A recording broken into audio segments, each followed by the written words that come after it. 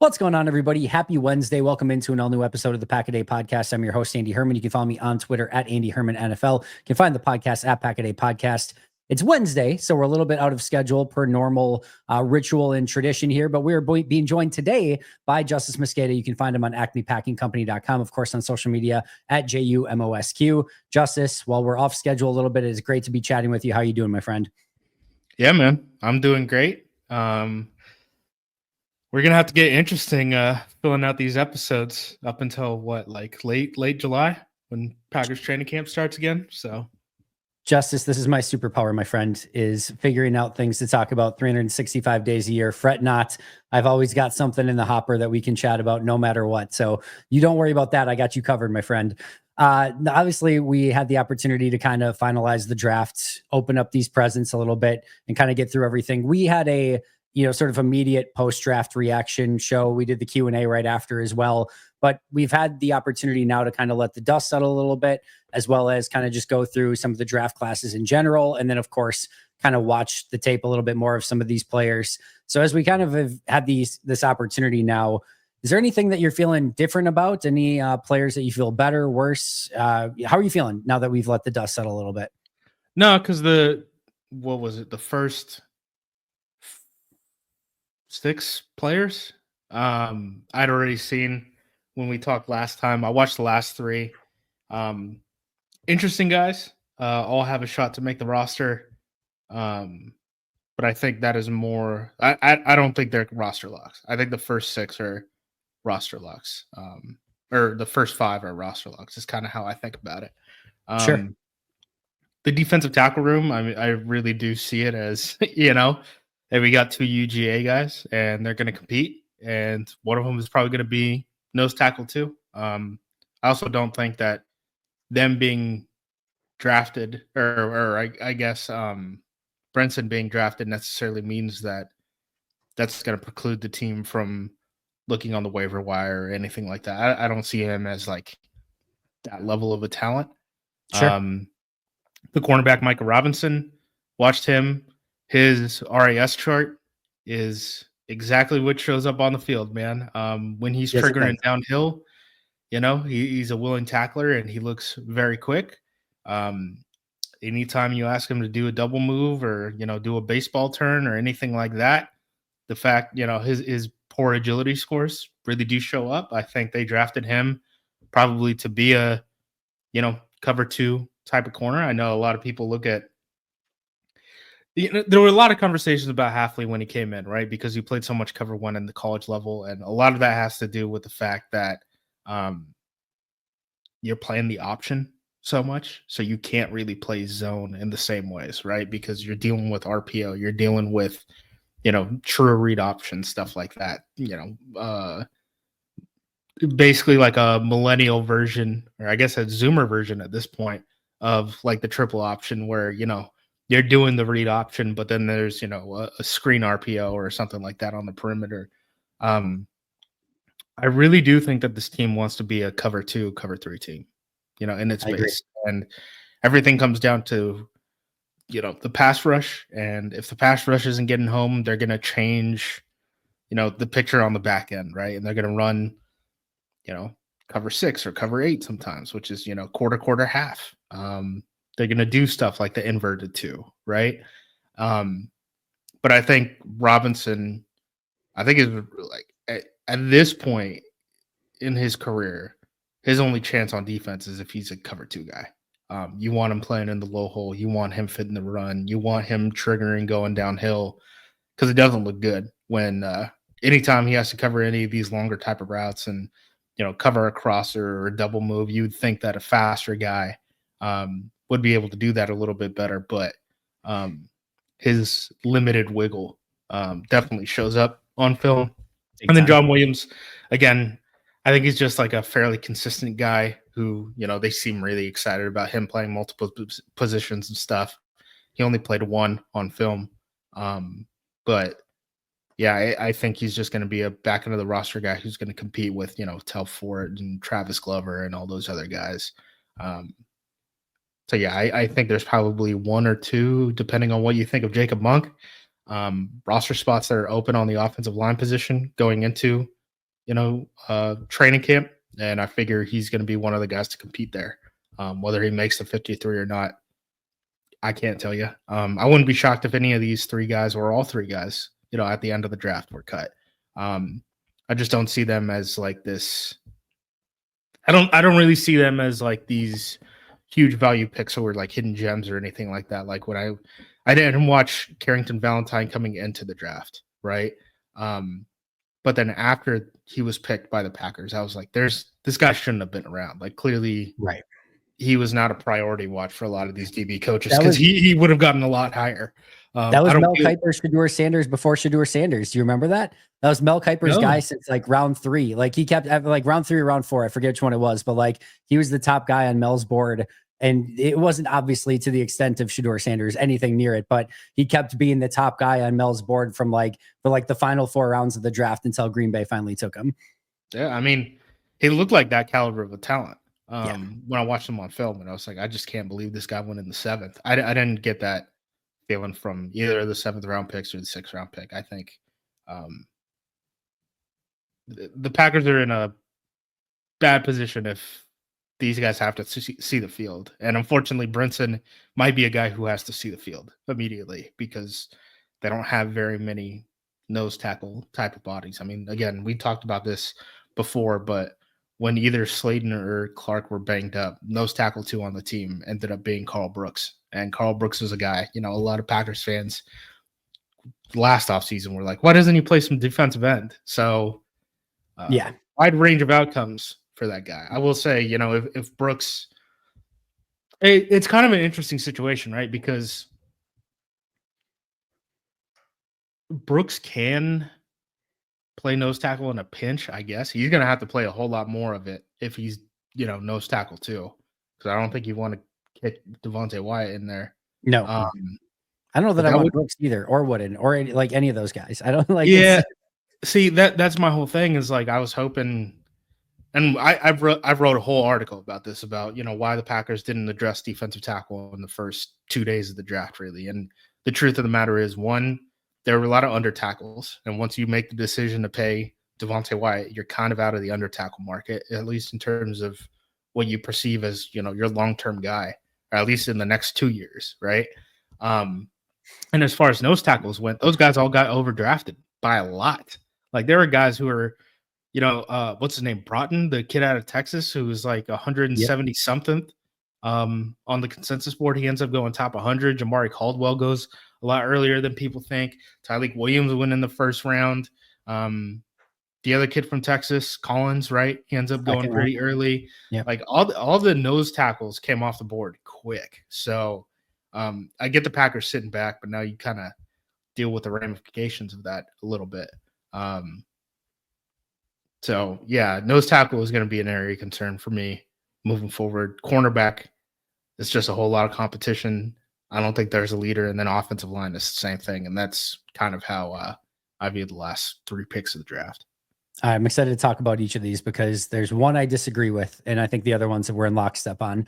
Let's start with the least interesting, I think. So just from a offensive line standpoint, it feels like to me you have your top 7, your 5, starters basically kind of carry over guys, and then of course Jordan Morgan and Anthony Belton as kind of the 2 that are trying to crack that starting lineup. You have those 7. Then it feels like there's a group of 5 that are probably competing for 3 spots.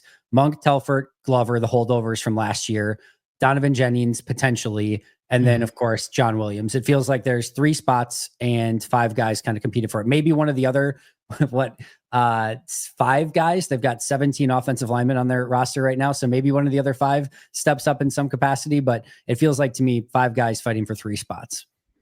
I agree with you. The only hesitation I have is I'm always putting 10 offensive linemen on the 53-man roster, and they always end up with like 9. So I always overestimate on the offensive line just because I'm like, just do it. You can't have enough of them. By mid-season, you're going to need them. But yeah, I agree with you. The only other thing, too, is the Jacob Monk of it all, right? And how you perceive that. Because I know I liked him coming out. And I thought he got a solid summer, honestly, when I watched the preseason film and stuff. But whatever happened during practice during the season, Kadeem Telfort and Travis Glover ended up passing him on just in terms of the pecking order, not necessarily like, I wonder. those I guys wonder aren't how going much to of take this snaps at was. center. I wonder how much of this was the change in run game through the course of the season, where they decided to do a little bit more of the Josh Jacobs stuff, obviously, and just felt like, hey, if we need to go with somebody, we'd rather have Telford or Glover come in with a little bit more size rather than Jacob Monk, who's kind of in that Lucas Patrick sort of frame where he's not obviously going to be moving some people. I wonder how much that played a part in that. For sure. And, that's an interesting thing about John Williams too, right? It's that John Williams isn't really like we talk about this transition of the Packers offensive line to be more of a road grading type of team and stuff like that. John Williams is very much in the mold of like old Packers offensive line selections, where it's, versatility, a tackle who's probably going to kick in at the next level, all that stuff. So it'll be interesting to see what direction they go. I thought Telfort was a good bit better than Travis Glover last season. Agreed. I would, if it were my choice, Travis Glover is the fifth of those 5 options, but we'll see what the team actually decides. Yeah, he's going to need to, let's just say, go through some improvements and hopefully gain a little bit of seasoning over the offseason from where he was. He was the first guy up in the playoff game, right? They had him in over Telfort, and then then that did not go well. He got pulled out, after the 3 penalties. And Yeah. the penalties aren't even it. Like, he's just a very raw player to me. I think he can lose very early on in the down, and that is, great way to kill some plays and kill some drives. Let's talk about the next one, the corner. To me, this is just a quote that I wanted to bring up because it's one of my favorite quotes. So this is per Mike Zimmer, quote, "You can find a cover 2 corner anywhere. I can go down to the 7-Eleven in Bloomington and get one." That's a classic Mike Zimmer quote. So there is a piece of this that's intriguing to me, though, because if Green Bay does want to be this sort of cover 2, just kind of zone defense team, they have, depending on what happens with the Jair Alexander situation, they have not put a ton of resources into the draft as of late at corner, to say the least. Is this something that they are now feeling like it's just the value's not there? They can find guys like this, or is this just happenstance, circumstance? How do you want to view it?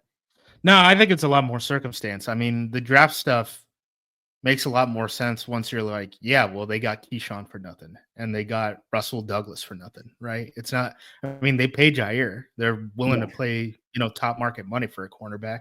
In the slot, when Keyshawn was paid, he was a top 5 paid nickel, right?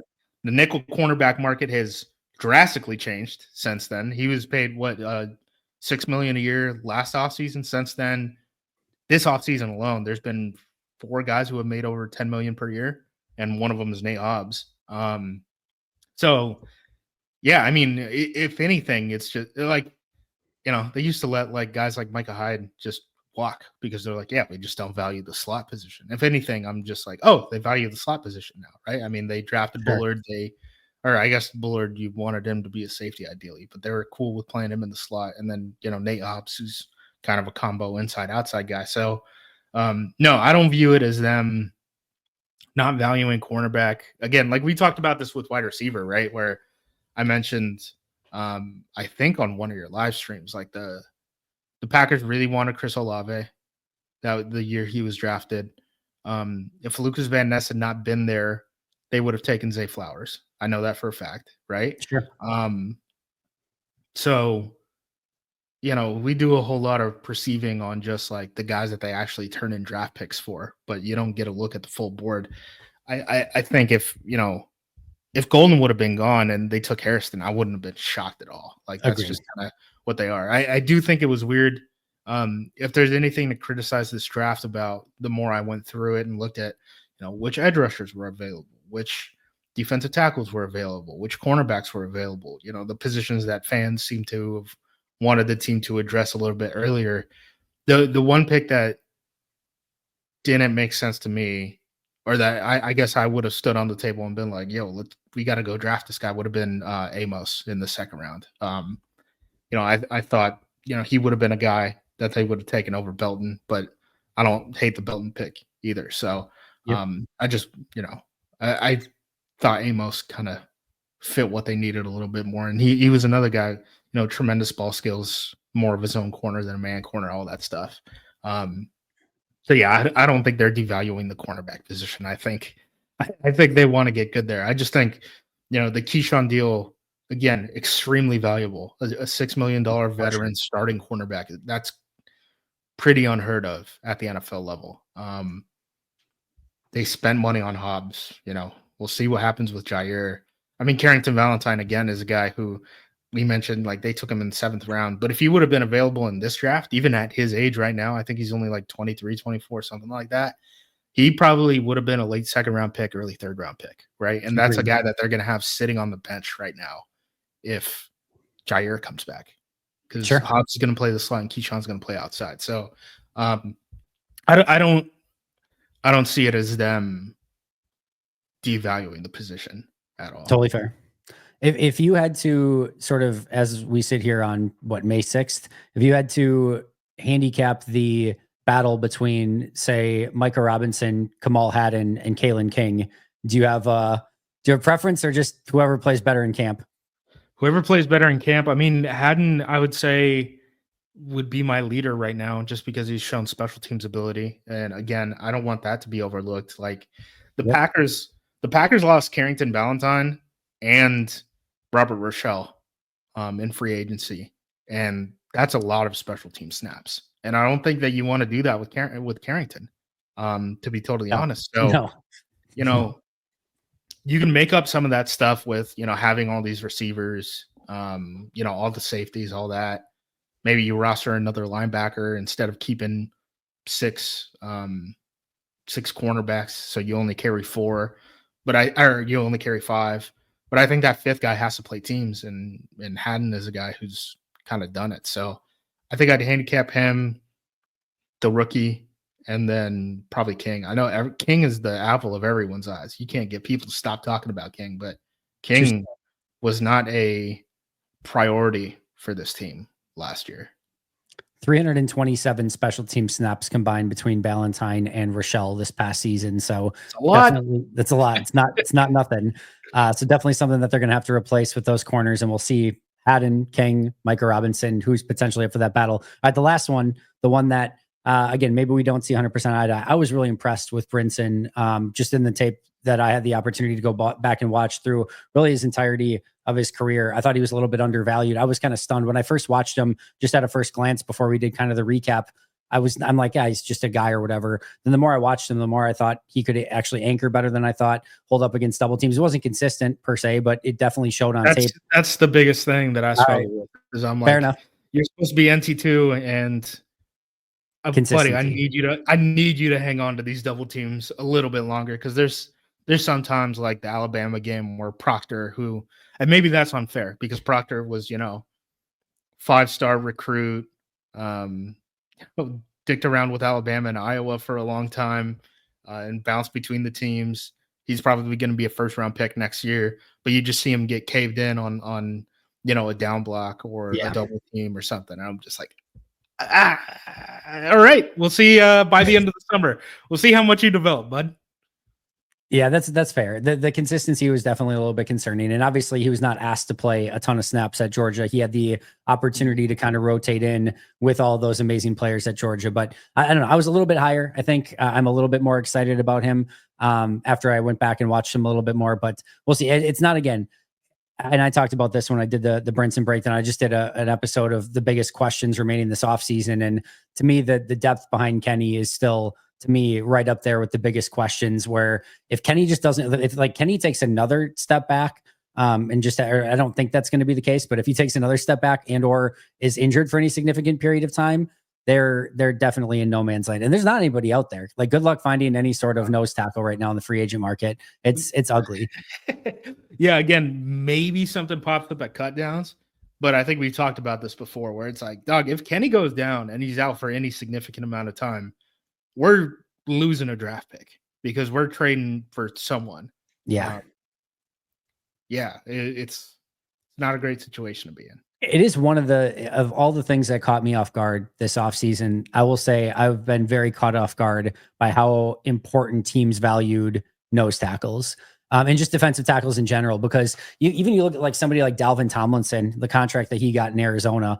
I was not expecting him to get like that much money. And I also like I was pretty bold in stating that I didn't think the defensive tackle market in free agency was going to have much value because I thought every team was going to wait for this entire draft class and be like, oh, there's all these amazing draft defensive tackles, like and amazing prospects. Let's see if we get those first. And then if we don't, we'll go free agent shopping for the remainder of the market after that. No, these guys flew off the market in free agency. There was nobody left prior to the draft. And then they went way earlier than expected in the draft, despite it being super deep. And it was like all of a sudden you get to the 6th round and it's like, again, you're left with Brinson and a couple other guys. And we'll see if it works out. You get a Stackhouse in UDFA. But yeah, just really crazy. I did not expect that at all. Yeah, I think the corner market and the defensive tackle market were definitely the ones that shocked people the most in terms of just like where these guys actually went in the draft. You know, it led to wide receivers falling down a little bit, edge rushers falling down a little bit, and hopefully the Packers did a good job in the mid rounds, right? Capturing Savion Williams and the 2 edge rushers that they got. So that's my hope. I do like all those picks. Again, I the only one I'm that really pops up in my mind, you know, in terms of a second guessing is the 2nd round pick and not taking Amos. But you know, outside of that, I can't really complain with this draft. I don't have any guys. I don't know about you. I don't really have any guys that I would have rather liked in like the 6th or 7th or anything like that. So there was nothing I was losing any sleep over. There's actually, let's just do this right now because I think this is a fun one. There were the 2 trades, and we may have touched base on this briefly, but obviously, again, it's after the dust settles a little bit more. It's kind of fun to look back at. There were the 2 trades that right after Green Bay happened at pick 23. The one, of course, was the Giants. They get 2 third-round picks. I forget who moved down with them, but whoever it was got 2 third-round picks. I think it was the Rams. No, Rams got the first from the Falcons, right?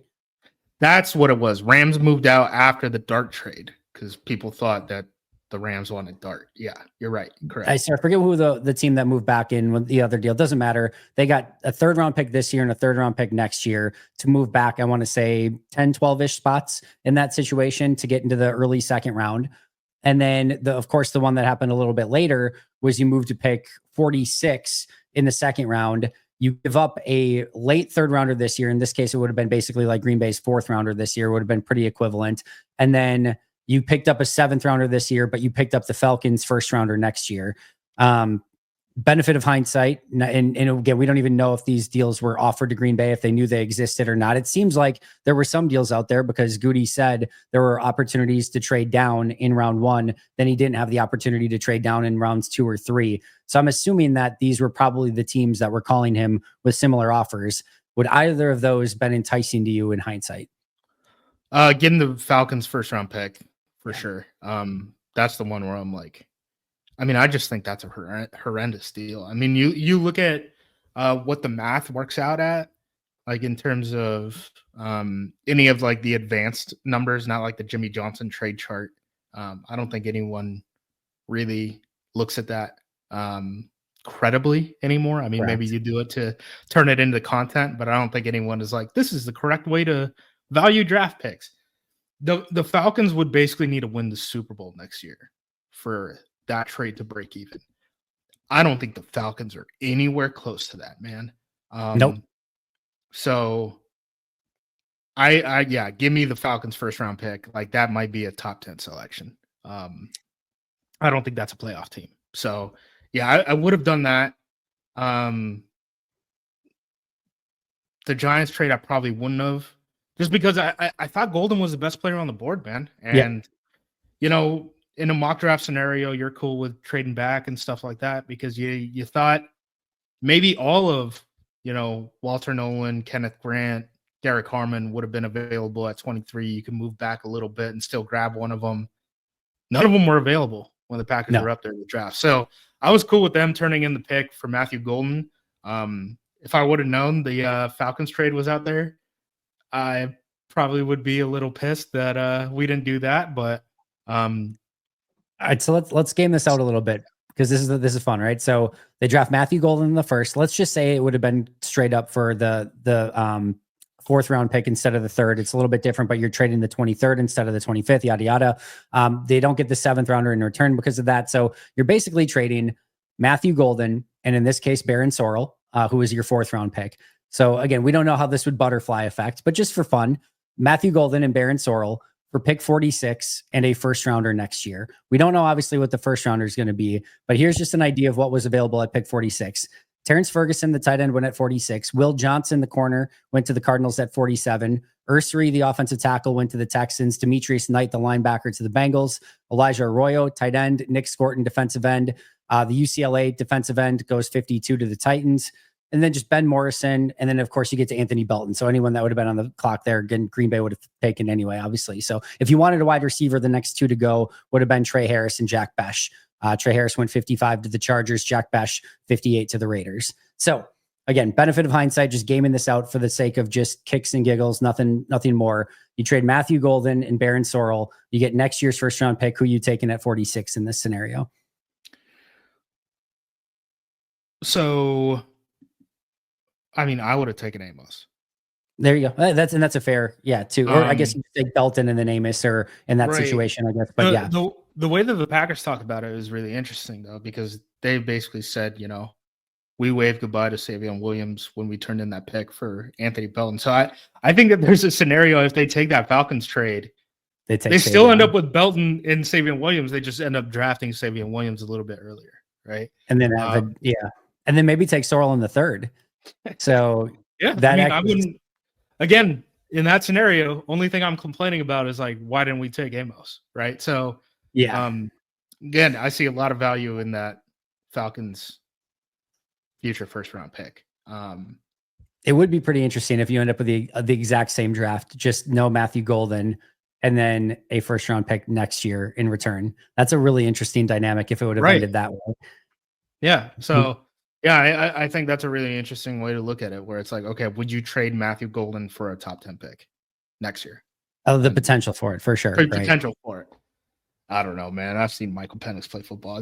People got really excited about Michael Penix for reasons I don't really understand. He didn't play that well. So, we'll see what happens. Yes. This is the one. Got 2 Andy, we talked a whole lot about edge rushers this offseason. And we talked a lot about how awful Atlanta's front was going into this offseason as well. There were 2 guys I was like, look, they're going to go high in the draft. I have no idea how long you can keep them at edge on a down-to-down basis, because they cannot play the edge very well. And it's the 2 guys that the Falcons drafted in the 1st round. So, buddy, if you're playing the Falcons, it's student body left, student body right.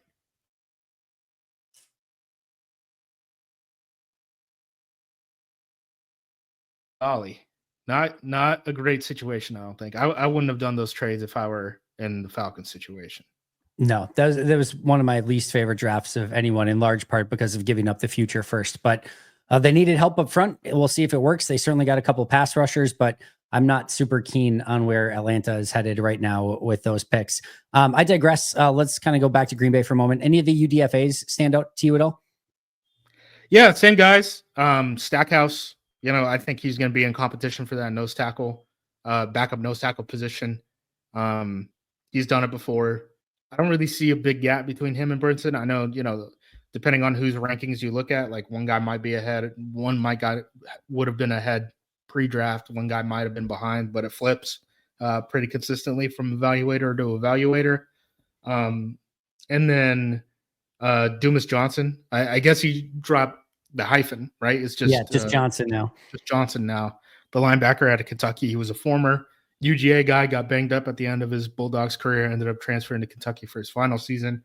I think it just makes a lot of sense in terms of adding competition to that room, in terms of just like being a relevant UDFA. The Packers now have, I believe, 6 off-ball linebackers on their roster. The Packers 7, I think. Is it 7 now? Okay. With Isaiah Simmons and Christian Welch and Johnson and Hopper. Got it. And Hopper. Yep. I was trying to think. You just written the Hopper off the roster altogether already. He's so far in the back of your mind. He's just gone already. We'll see what he does this. We'll see what he does this summer. But yeah, I think he compete with, Welsh and Isaiah Simmons for potentially, the last spot, or the probably more likely 2 spots on the depth chart there because Goody didn't seem happy that the team only rostered 5 guys going into 2024. I thought it was weird that they only rostered 5 guys when they were going to play a 4-3 defense, especially the way that they play special teams. It's going to be interesting to see some of this roster management stuff because, we talked about Colin Oliver, the kid out of Oklahoma State. I know they're saying, maybe he could play some linebacker. I think it's, base linebacker only. He's never going to play nickel linebacker, all that stuff. It takes a commitment, right? From an organizational standpoint between the coaching staff and the front office to just basically say, like, he doesn't count. He doesn't count. Like, as a D-end, he doesn't count because you can't treat him like a D-end. As a linebacker, he doesn't count because you can't treat him like a full-time linebacker. So you got to cover your butt. You got to cover your butt on both positions still, even though you're keeping Oliver.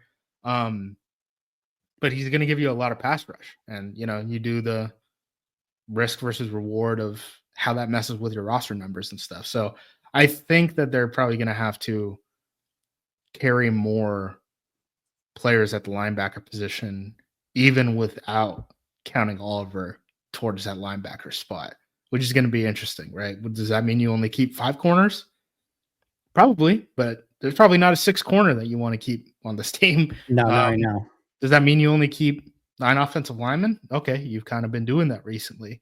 3 running backs. How many wide receivers are you going to keep, right? I think all this stuff kind of works hand in hand. It'll be interesting to see kind of how it works out, toward the end of the summer at least. You want to hear my Galaxy brain idea already at wide receiver? Cut Romeo. No, we're not quite there yet. That's a different Galaxy. If you could trade Romeo, we can maybe have a conversation. But no, my Galaxy brain is just, if you like Bo Melton, if you like Malik Heath, if you like McCole Hardman, just cut all 3 of them. You're going to get at least one of them back in the practice squad, probably 2. Oh yeah. Like you don't, if you have 3 of them, I can promise everyone 3 receivers from Green Bay are not getting claimed at cutdown time from the Green Bay Packers. You will at least, at minimum, get one of them back, probably 2, maybe all 3. So it's almost like one of those things where you have so many that you feel comfortable with. And even if you lost all 3, some crazy thing happened, you lost all 3. Green Bay's probably not losing any sleep over it. They've got 5 talented wide receivers as is, and Watson's going to come back at some point. They probably don't even lose in 1 second of sleep over it. So I think they could easily move on from all 3 of those guys and then just get probably all 3 of them back on the practice squad if they wanted. Yeah, I'm with you. The Romeo thing, I don't think it's 0. So Romeo trade or cut. You don't think there's any value? 0 value. There could be. I mean, medicals is a big question. Yeah. Right? I mean, that's the issue there. So Romeo Dobbs, let me pull up his contract right now so I'm not talking out of my ass. He received the 3 point. Yeah. Yeah, he received the PPP increase. So PPE increase. So basically what happened is he had been on the field enough that he got that last season of rookie deal salary increase. So last year he was making $985,000. This year he's making $3.4 million. So his base salary has increased more than 3 times, almost 4 times this year. The Packers are going to be up against it salary cap wise. And if they don't think Dobbs is going to be a starter, kind of hard to justify that $3.4 million that he's going to end up making. So I don't know if you go to him and you ask for a restructure because this money is non-guaranteed, right? We saw this with Royce Newman last year where they were like, we're dropping that number before you even make the 53, right? Like you're not going to make the team on this number. Do you want to make the team? If you want to make the team, we got to work it down from here. So I think the Dobbs situation is interesting because it's not just about. Here's something that gets missed with all the Jair discourse because people are like, well, the salary cap doesn't even really get changed if you cut Jair. So why would you cut Jair? It's not about the salary cap, man. It's all about cash. In today's NFL, everything is about cash because of the way you can manipulate just how basically like the accounting works on this stuff. So the question is, do you want to keep Romeo Dobbs on your team for $3.4 million? Because that's $3.4 million that you then don't roll over to next season. Now, obviously, someone's going to replace his spot, right? So it's probably closer to like 2.5. Yeah, $2.5 million. But that's the question is, okay, do we want to roll over that $2.5 million so that we can use it next year when we're over the cap and we have to start making decisions on not just Jair Alexander, not just Kenny Clark, but also like Elton Jenkins and like which one of these guys do we want to re-sign who are going to be outgoing free agents, because there's so many guys who are going to be free agents for this team next year. I don't think it's even likely at this point. But I don't think the chance is 0%. I don't think the chance is 0%. I wouldn't put Dobs as a roster lock at this point. It's funny. I had a similar conversation when I just did the 53-man prediction, but I said I couldn't quite. I didn't think there was a 0% chance that he was traded. I don't think he's released. I don't think they get to that point with it. But if there's any value, I could see them potentially going over the trade thing. The one I said too is like I couldn't quite. I think it's a 99.99999% chance that Dontavian Wicks is on the team, but I also couldn't say for certain if he just came in and had a god-awful camp, like not catching anything, not focused, whatever the case may be. I couldn't quite get to the. There's probably one multiverse out there somewhere where maybe Dontavian Wicks ends up on the outs, but I think both of them are just going to end up on the team, but I couldn't quite get there 1,000%. Dobbs is really interesting too, because you talk about the injury stuff. He wasn't reportedly at the first phase of the workouts that they had in person. Was that a report or was that just Matt Schneidman not seeing him in the pictures? I went through the pictures myself too. Okay. I did not see Romeo Doubs in there either. I actually, oh man, who the heck was it? I think it was Deslin Alexander. I was trying to figure out who the heck he was for like 20 minutes. Cause I was like, who's this bald dude? I've never seen this bald dude around before. But yeah, I did my own investigative, if you want to call that, work on the photos that they ended up taking for Packers.com. Romeo's interesting, man. Because he is very interesting. Yeah. I think he's the one that's not talked about. That is a very intriguing what's going to happen. I would still be willing to bet he's just on the team this year, but I'm with you. I don't think it's a complete 100% lock. What did you think of the Isaiah Simmons signing? Makes sense. I have zero expectations for him as a defender. I know some people brought that up. That's not what this was for, man. This is a special teams guy. He got really good at it. He swung the Seahawks game. You can make a real. I think this is true. You can make a real case that Cam Ward would have been a giant if not for Isaiah Simmons last year. Which I'm sure Giants fans aren't happy about. You lost a quarterback because of a special teamer. But got Jackson Dart. Yeah, I guess. Sure. Why not? I just think he's going to be a special teams body behind, maybe he's a guy who can push Hopper for that linebacker 4 spot. He's actually played a lot more slot than people realize, which I guess shouldn't be a shock because he's a former safety, all that stuff. Yep. I don't think they're going to want to play him in the slot, but it's nice to have that in your toolbox. And like, we just talked about like how many corners are they actually going to keep on the roster, all this stuff. If you're putting like, oh crap, all hands on deck, we lost all our defenders and Colin Oliver still has to be active. The fact that Isaiah Simmons can get you at least out of a couple quarters, live in game at the slot position probably helps a little bit too. So that's kind of where I see his value. Don't really think of him as a defender very much. He's just a crazy athletic guy who's very big and can play special teams pretty well at this point. So yeah, keep him on. He's going to be a guy who jumps over the center and tries to block, long snapper and tries to block stuff on the field goal team. So that'll be fun to watch. Yeah, he's a toy for Rich Bisaccia. That's also a break glass in case of emergency safety, a break glass in case of emergency corner, and a break glass in case of emergency linebacker. Like I'll take all of those. That might be able to do a little bit of QB spy stuff if you want him to, or things like that, but you probably don't want him in a ton of defense. No, I don't think they're going to ask him to. I don't think that's their plan for him. Primary special teams guy for sure. You had wrote a little bit about Devontae Wyatt and Quay Walker, the 5th-year options, and maybe there being a little bit of risk in the avenue that Green Bay took with both players. I can't believe they didn't get extensions done on these guys. And I know nothing prevents them moving forward, but you at least reaffirmed Walker's asking price at this point, right? Which is one risk that you take.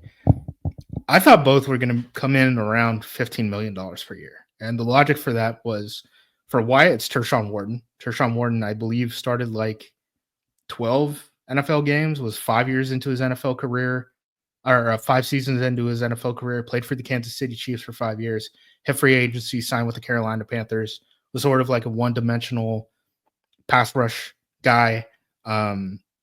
Has pretty similar numbers to Devontae Wyatt in terms of like their rates and stuff like that. He signed 3 years, 45 point something $1 million. It basically turns out to 15 a year. Yep. So I'm not super shocked that Wyatt got his number. The thing I would push back on is like, why didn't Quay get hit with that number too? Because the linebacker market, again, big picture, the biggest picture you can paint in the world for the NFL. Their money comes from television contracts.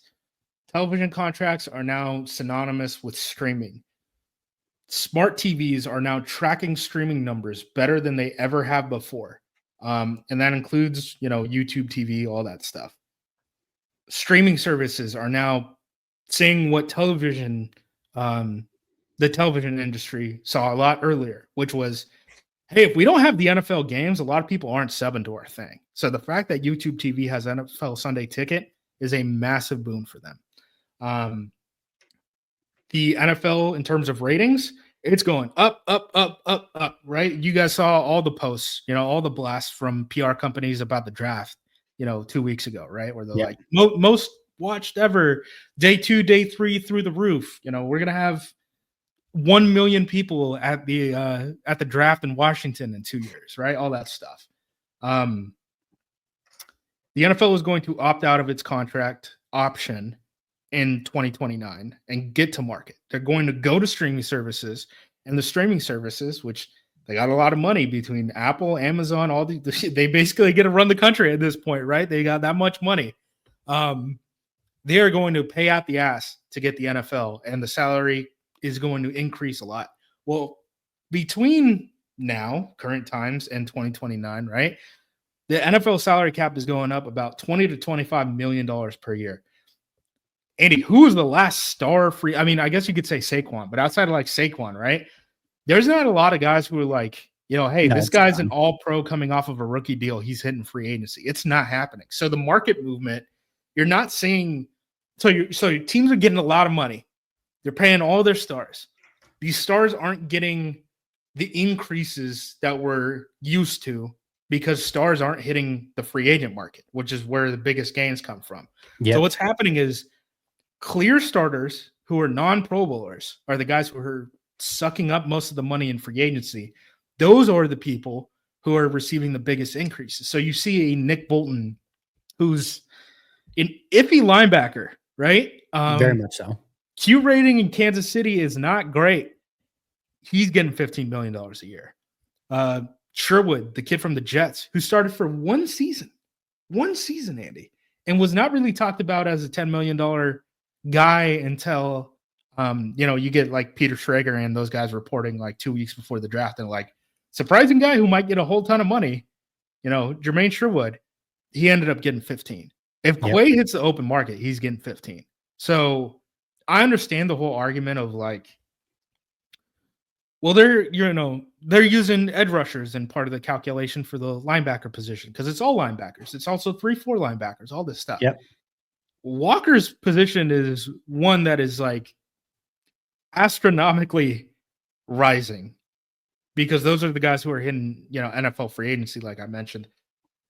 It was an opportunity to get in front of the linebacker market, and I don't think they took it. But the Packers have done this before where they have taken those opportunities. Again, Keyshawn Nixon signed for $6 million per year. If Keyshawn hit the open market today, he's probably getting 12, 13. At least, at least 12. So, that was an opportunity that, we're talking about this 1 year later in terms of the extension, right?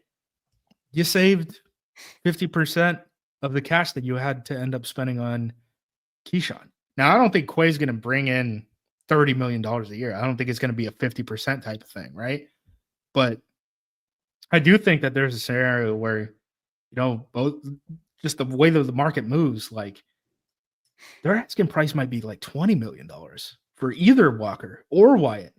And if you want to move on, right? But we heard I just Goody don't say they don't want to understand. move on. They want to keep him. Yeah, I mean, that is just why I'm like, why did we not just lock in prices? Because again, $20 to $25 million per year extra is what everyone's going to be able to play with from here on to 2029. And then in 2029, we're going to see some crazy stuff, I think we're going to get to some pretty crazy numbers in terms of the salary cap and all that. And you're already seeing a lot of teams betting on it. If you look at what the Philadelphia Eagles are doing and restructuring all their contracts and all that stuff, they're betting on 2029 a massive increase in the cap, because if not, they're not going to be able to carry a roster, right? I mean, they're going to be in a New Orleans Saints type of a situation for a good amount of time if they don't get that perceived jump. So the only thing I can think of with Quay is twofold. Number one, just it being fully guaranteed. That was the one thing that they just really they were fine with the 15 or whatever, but doing 15 on a 1 year fully guaranteed is that's another big thing. Like even when you compare like the Tershawn Wharton deal and the Devontae Wyatt stuff, because I kind of got into a little back and forth talking to people about this. The amount of guarantees Wyatt got is basically the amount of guarantees Wharton got. And Wharton got locked up for 3 years. Yeah. So again, just do the long term. Why didn't we get to a long-term extension? Like I was just expecting, I guess the way that they talked about it and the way that these markets are moving, specifically at those two positions, I would have assumed we got to get an extension done. And yeah, it didn't happen to either of them. And then part two would be, I wonder if they were close on extensions or like near it, but couldn't quite get there. And the 5th year option came and they had to make the decisions on both. And with Wyatt's, they're like, we feel much more comfortable with giving the guaranteed at that number. With Quay, they didn't want to give the 15 million guaranteed. And I still wonder, I think Wyatt's a little bit less likely now to get done with the 5th year option. I think they let him play out the season. Also with Wyatt's age, it's a little bit interesting. We're like, you let him play out this year, you let him play out next year. If like next year he goes out and like all of a sudden tears it up, like all pro sort of season, you just franchise the dude. And then after that, he's 30. Like, then you kind of make that decision, so you kind of have the years of control that you want with Devontae right now, where you let him play out this year, let him play out next year, and just see where he's at.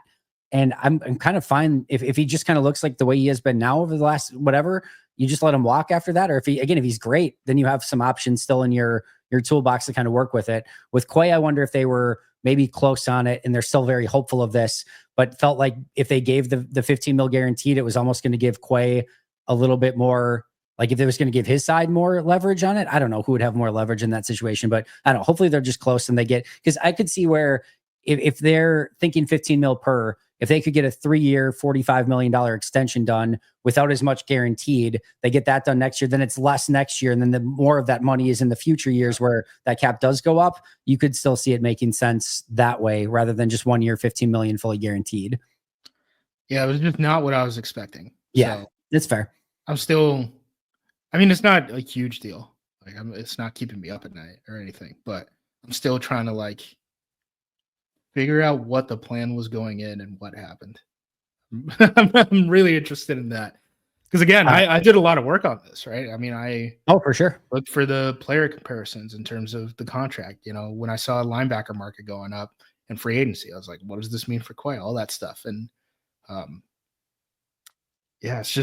it's really interesting because I don't think the Packers are going to want to use the cap space anyway, at least on free agents, because you're going to have so many guys on expiring contracts. You don't want to cancel out comp picks that could be a 4th round pick, right? So before 4th round picks, depending on who ultimately leaves in free agency.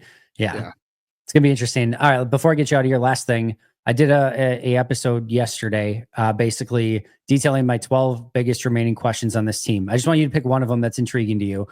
So whatever the special teams is going to be this upcoming season, Christian Watson's return from injury, one of the most under talked about things, Justis, I know he was injured a lot. Luke Musgrave last year, 7 catches, 45 yards, 0 touchdowns, like 7 for 45 in 7 games played. That is a really weird season in hindsight. So Luke Musgrave, what Javon Bullard becomes or what he is, where he plays, etc. Offensive line alignment, LVN dropped. Kenny Clark depth, which we talked about already, where they get pressure from, the whole Jair situation, which has been talked about forever, so you don't get to pick that one. Cornerback depth chart, or just what Jordan Love becomes in 2025. And is this like the year where we actually find out who he truly is?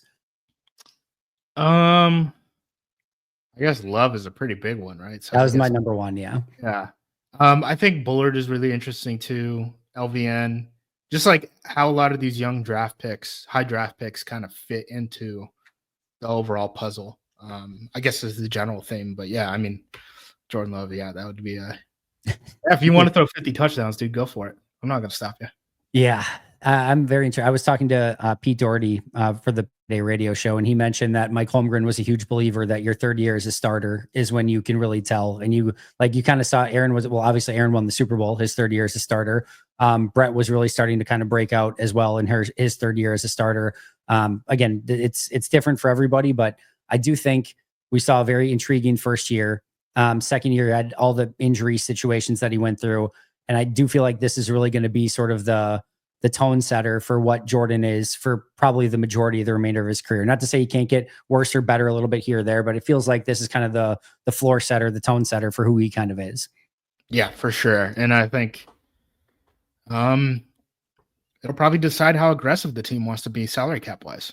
Agreed. I mean, that's one of the biggest things in the NFL right now is just these guys are getting a lot of money, and good for them. I mean, if everyone's getting a lot of money, it doesn't really impact it that much. But what really matters at the quarterback position and how teams structure around it is how much are we putting this on a credit card, right? And I think those conversations start to pop up with Jordan Love, where it's going to be, all right, he's X good. Is that good enough for us to, mortgage the future, right? Yeah. To kind of keep this window open and stuff like that. Because again, the Packers are going to be over the salary cap in 2026. Okay, I lied. I have one more question for you. Do you think, with that in mind, knowing that this is sort of the season where you really gauge Jordan and decide he's the guy that can take us to the Super Bowl, or he's like a guy that we're going to have ideal conditions with in order to win with? If this is the deciding year, do you think there was some level of intent going into this draft / offseason of going and getting guys like Matthew Golden, Savion Williams, Anthony Belton, and just putting as much stuff there to say we're going to not have any question, and we're going to make sure we have multiple wide receivers, like the tight ends that we need, the offensive line that we need, the running game that we need. We're not leaving anything. We're going to find out this year if he's the guy that can completely lead us into the promised land. Or was it just, again, happenstance? I think it's more happenstance because, again, I think Belton and Savion Williams are a little bit more like boomer bust kind of project type of guys. Like, you're really betting on upside with those guys.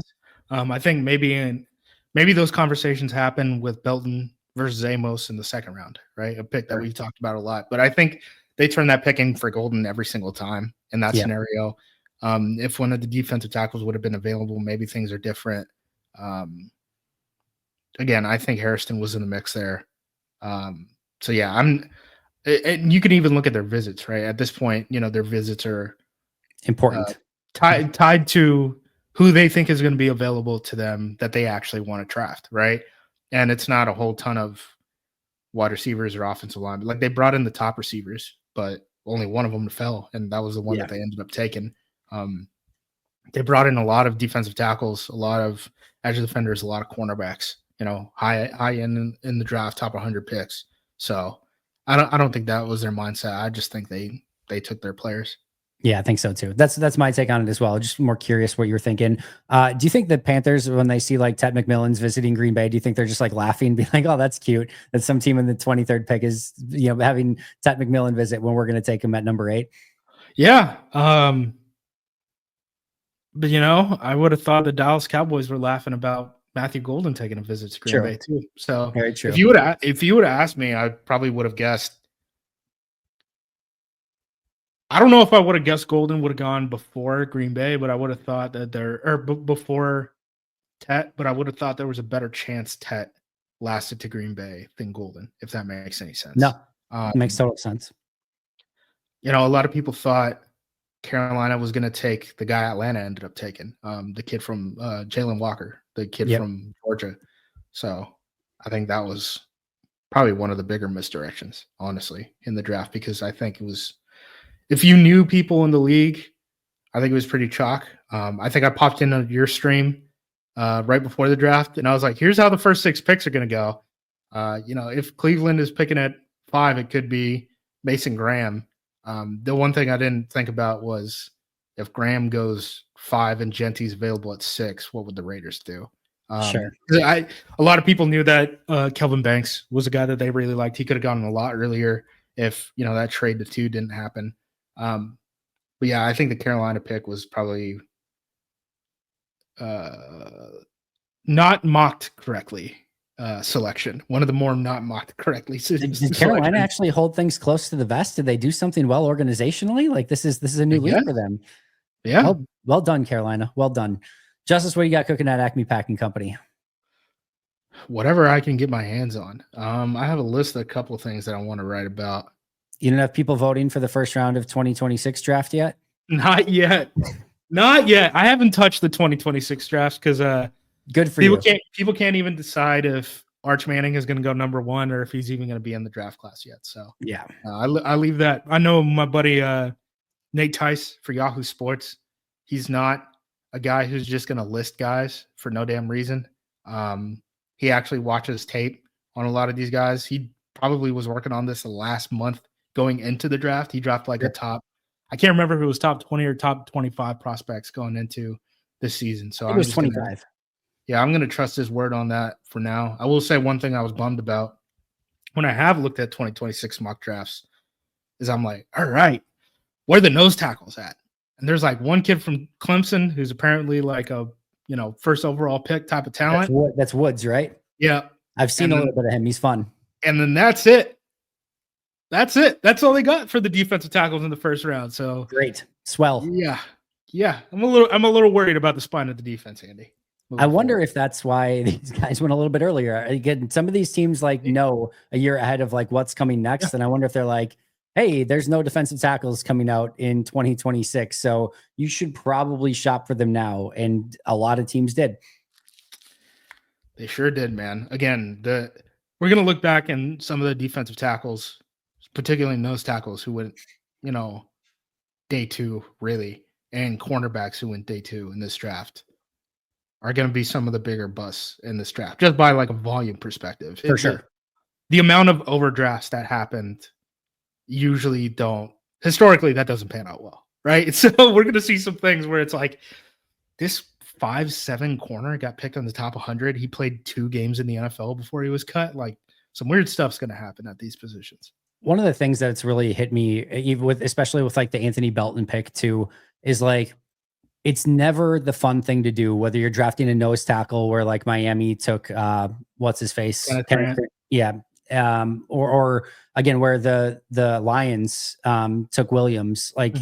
And these things are not they're probably the fan base is what did they just do? And Anthony Belton in the second round for Green Bay, these big physical, kind of dancing bear type of guys that you just can't find very many humans that do that. When you have the chance to take them, a lot of times you have to do it. And I'm sure that there's a part of even NFL general managers of feeling like they're taking their medicine of there's so many other really fun players out there that I would love to be selecting right now, like a Trey Amos, for example. But if we don't get this guy, we might not have another chance to get somebody like this. And it's just always, I think, going to be like that. And I think there's a lot of draft classes where fans of teams were probably not super happy with where some of these Alfred Collins in the second round. If I'm a team that took Alfred Collins in the second round, I'm like, oh, that's just really not fun. I get it. I understand it, but that's really not fun. But again, you almost have to do it or you're just missing out on these guys entirely. Again, football boils down to blocking and tackling, right? Yeah. And if you can run for 4 yards of play, you're going to run. Every coach in the country is going to say, keep running. We're just going to run for 4 yards of play. And maybe that's not sexy, but it works. Yep, it works and teams will do it. So ultimately you have to, offensively strive for trying to get 4 yards of carry and defensively try to stop the run. And then everything else gets built off of that ancillarily. So I'm going to get you out of here before I think of 1,000 more questions that I want to ask you. Justis, you're incredible. I cannot thank you enough. Go follow him at Acme Packing Company, of course, on social media at JUMOSQ. You can find me at Andy Herman NFL, and of course the podcast at Pack-A-Day Podcast. That's going to do it for Justis and I. But until next time, and as always, go Pack Go.